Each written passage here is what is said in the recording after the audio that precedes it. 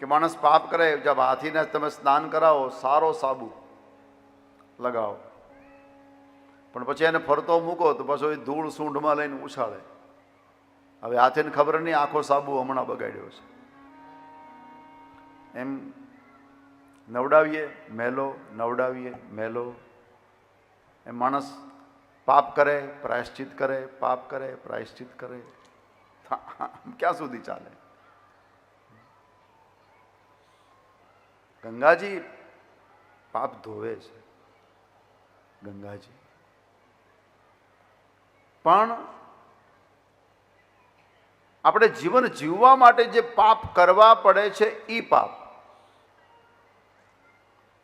અમુક પાપ એવા છે જે કર્યા વગર આપણે જીવી ન શકીએ. એની ચર્ચા શાસ્ત્રોમાં છે. જૈન દર્શન એમ કહે છે કે શ્વાસ બહાર કાઢીએ એટલે પાપ થાય છે. એટલે જૈનના મહાત્માઓ શું, આડી આમ પટ્ટી, એ શ્વાસ નીકળે તો નીચે જાય, ઠંડો થઈ જાય, પછી બહાર જાય. આ ગરમ શ્વાસ નીકળે એટલે કેટલાય સૂક્ષ્મ જીવો મૃત્યુ પામે છે.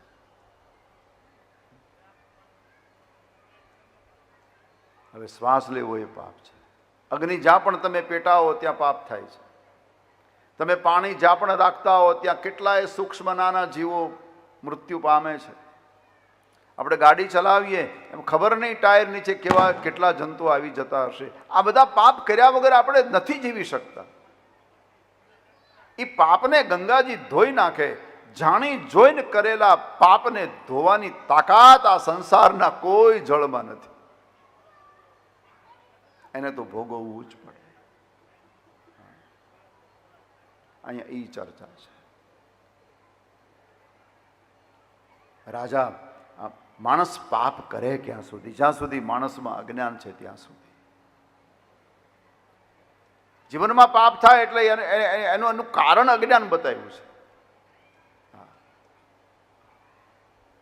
હવે અજ્ઞાનને જો કાપવું હોય તો માણસમાં જ્ઞાન જરૂરી છે. કારણ કે અજ્ઞાન માટે જ્ઞાન, અંધારાના માટે એક જ ઉપાય હોય, પ્રકાશ.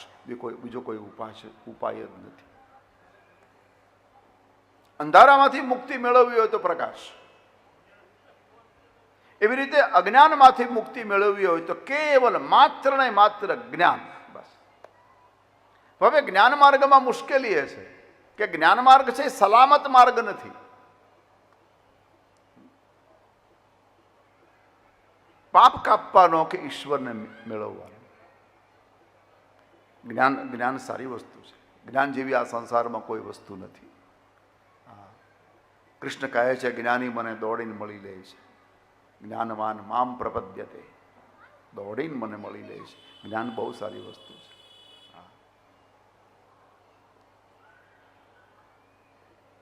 પરમાત્માની પ્રાપ્તિ પણ કરાવી શકે, પણ મુશ્કેલી એક જ, એમાં અભિમાન આવી શકે છે. અને જ્ઞાનીને જ્યારે જ્ઞાની હોવાનું અભિમાન આવે ત્યારે પછી એ જ્ઞાન એના માટે શ્રેયસ્કર, ફળદાયી બહુ નથી રહેતું. એના કરતા રાજા ભક્તિ શ્રેષ્ઠ છે. ભગવાનનું ભજન કરનારો તમામ પાપથી છૂટી જાય છે.